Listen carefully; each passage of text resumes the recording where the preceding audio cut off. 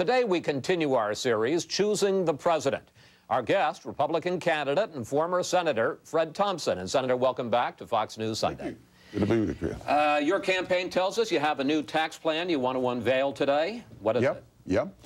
It's maintaining the tax cuts that we had in 2001, 2003. It's eliminating the death penalty. It's reducing the corporate tax rate. We have the second highest corporate tax rate among our competing partners. It's hurting us competitively. We're probably losing revenue from it. We have several other provisions in it, but another major one is an adoption, basically, of the approach that the House Republican Study Group has that would give taxpayers an option of continuing to file the way they do now or filing under a flatter plan where you only have two rates, but no exemptions past the personal exemption and no deductions. So give that a try, and it would be a major move toward tax reform, which I think is greatly needed. Now, one thing that you also do is you repeal the alternative minimum tax. Obviously, eventually. There's concern about the fact that it now, because there's no indexing, that middle-class families who weren't supposed to fall under the AMT are now being hit. But you're going to get it for rich people as well. Why repeal it for everyone? Well, it was a tax that never was supposed to be imposed on anybody except about 155 taxpayers. And now we're seeing about 23 million taxpayers. At the current rate, the AMT will be collecting more tax revenue than the regular tax system. So what we're saying is that let's index it from year to year until we get a handle on spending, and then we'll eliminate it. The government wasn't supposed to get that revenue in the first place, and it will not be the drag on the economy that I think the higher taxes would be. We're facing, after the end of 2010, a situation where a lot of revenue under current circumstances is going to fall right into the hands of the government. Taxes are going to be higher without anybody having to do anything. Automatic AMT increase, including millions of people who were not originally intended to be covered. Income tax rates going up substantially for just about everybody in America. And that's bad for the economy. We've known for years, anytime we have lowered taxes and anytime we've lowered tax rates, we've seen growth in the economy.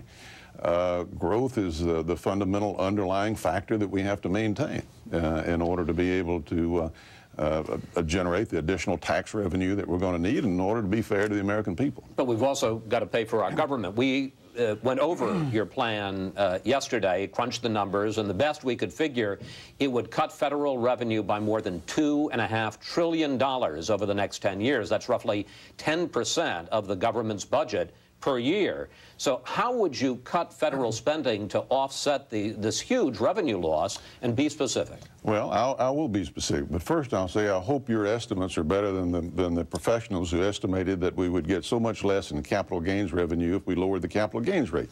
They were totally wrong about that. They were wrong as to the amount of tax revenue we would lose under the 2001 tax rate cuts also. They always overestimate the losses to the government. We had one day in April this year where the government took in more tax revenue than any single day in the history of the country. So that's always all right, but missed. You are going to have that's to pay always for missed by the experts. So give us three specific things. Well, let me give you one big one. Okay. That's worth about $4.7 trillion. My Social Security plan.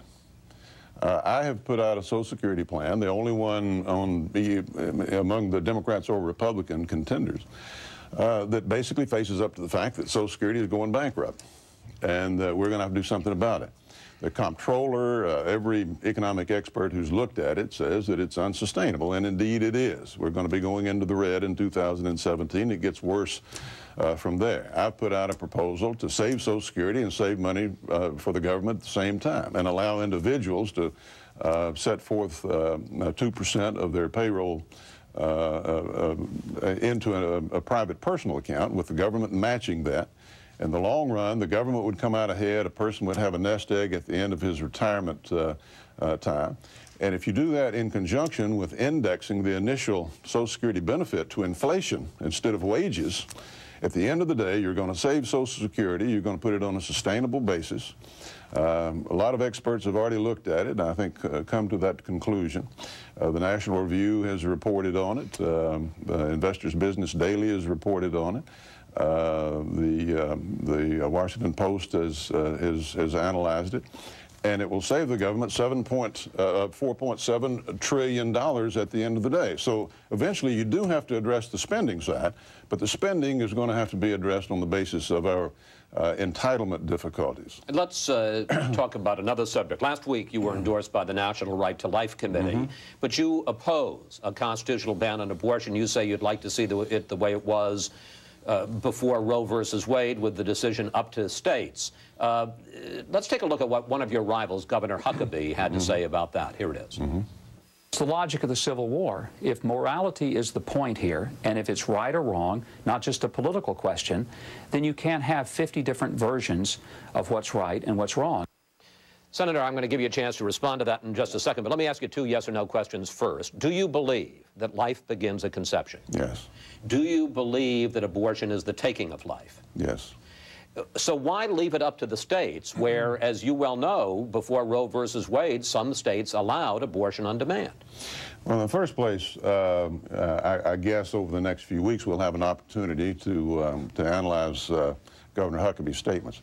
He supported the same thing that I've been saying as late as last year, a couple of years ago. He said leave it up to the states, essentially. What the situation is now is as follows. Because of Roe versus Wade, all states are restricted from passing rules that they otherwise would maybe like to pass with regard to this area. If you abolish Roe versus Wade, you're going to allow every state to pass reasonable rules that they might see fit to pass. When we had control of the House, had control of the Senate, had control of the presidency, there wasn't even a serious effort to put forth a constitutional amendment because people knew that it couldn't pass.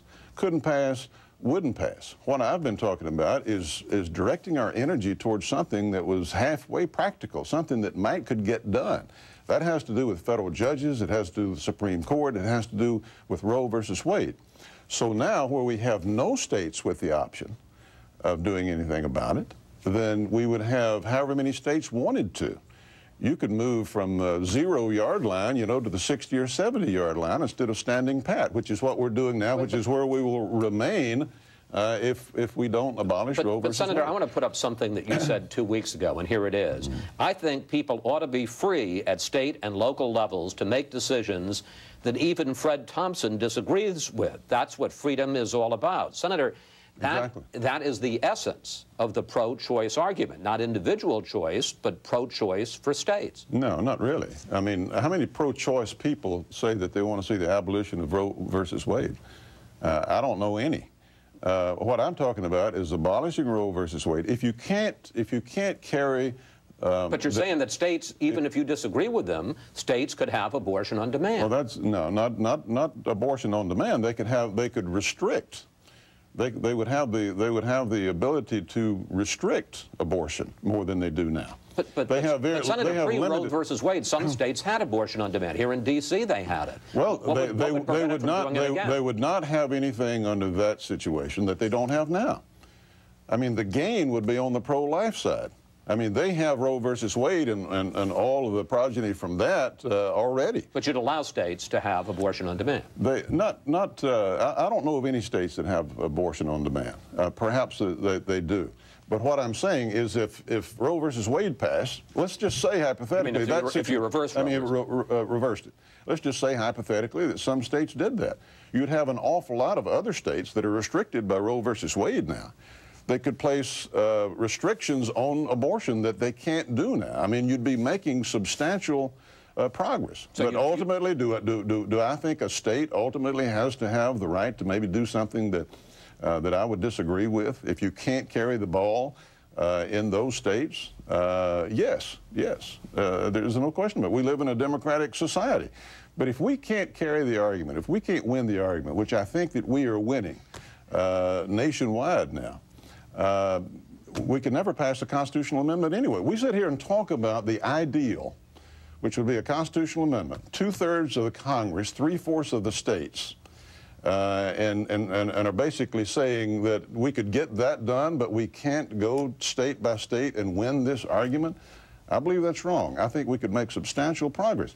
And Governor Huckabee agreed with that same position until he started running for president. Let me ask you about Governor Huckabee, because as you well know, I'm sure he has moved past you in the polls in Iowa, especially among social conservatives. You said recently that people don't know Huckabee's record and, quote, that will be cured shortly. So help us out. What don't we know about Mike Huckabee? The process.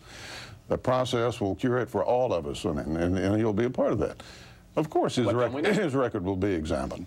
His record will be, well, just one of the things I just mentioned. I mean, he's talking about Roe versus Wade and all of that, and you know, it's directly contrary to what he said in the past. Taxes. The Cato Institute gave him a D rating, which is the same rating they gave Bill Clinton with regard to taxes. He was a very high-tax governor. They gave him an F the last 2 years that he was there. He did everything he could as governor to keep the state legislature from restricting illegal immigration. He was for taxpayer-funded scholarships for illegal immigrants. He objected when they were arrested and things of that nature. So on immigration, he's again different from where he says he is today. So all those things will be examined, you know, over the next few weeks in a little bit more detail. That's the reward you get for doing well in a poll. That happened to me and happens to everybody else. Meanwhile, Rudy Giuliani has fired back at your criticism that he talks too much about New York City. Let's take a look at that. Well, Fred has no record to talk about, so I have a good record to talk about. And if you had no record at all, you'd want to attack somebody else's record, which is what I think some of my opponents are doing. Giuliani says you attack people with a record because you don't have one. I think Rudy was kind of squealing before he got stuck there. Somebody asked me a question about gun control, and I said Rudy was mayor of New York and apparently felt like gun control was a great idea. Back then, he says it was because he was representing New York, but I don't think New York City has necessarily the same values as the rest of America, and that's in reaction to that. My experience has had to do with matters on the federal level, national level. I was on the Intelligence Committee.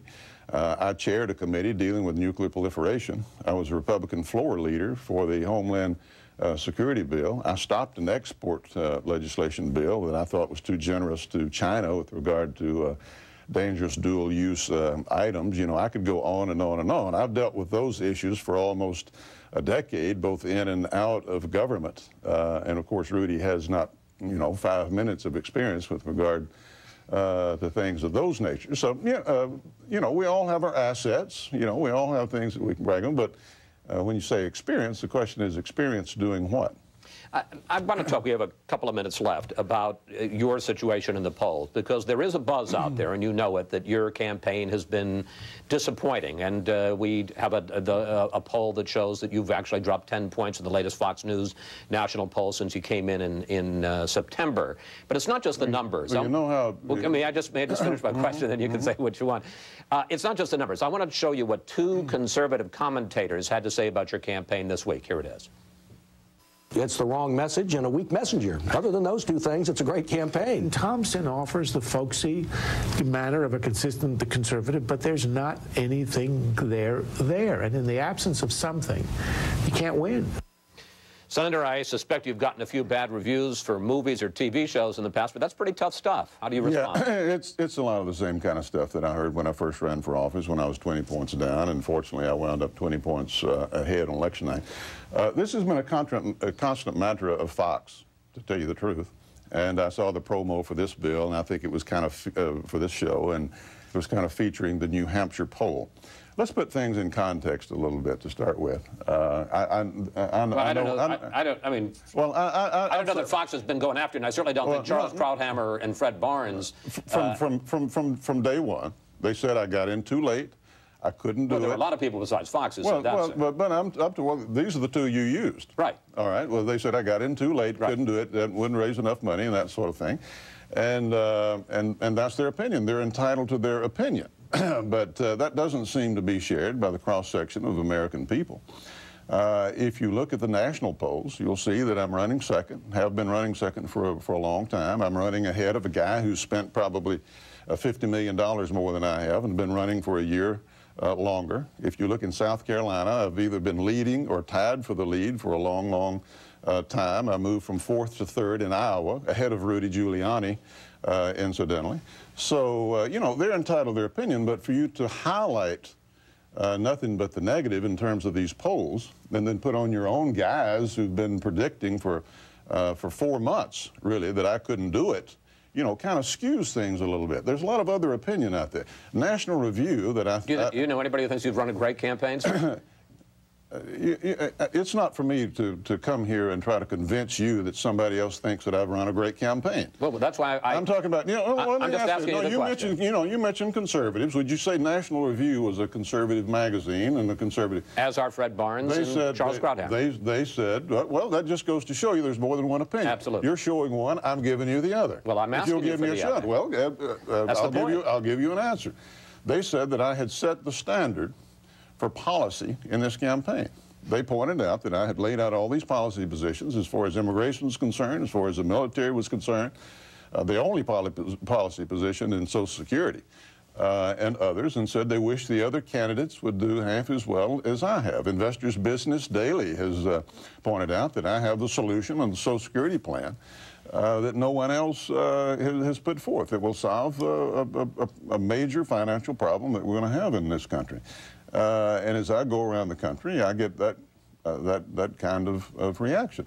Now, other than opinion, which everybody's got one, the only thing I know to look at is the poll. And if you get past New Hampshire and look at some of these other states, and states that I'm leading in the South, for example, and straw polls that I've won, endorsements that I've got more endorsements in the state of Georgia than all the other candidates put together. So I understand the game of build-up, and I understand the game of takedown, and we all go through it. And I'm perfectly willing for you to do that with regard to me as you do the other candidates. I was going to say, but you have the right to put in your one side and put in the Fox side, and I have the right to respond to it, and thankfully you've given me that opportunity. I was going to say, Senator, I'm glad I asked the question because I got a heck of an answer. Thank you for coming on. Thanks for talking with us. Appreciate it. Please come back, sir. Thank you very much.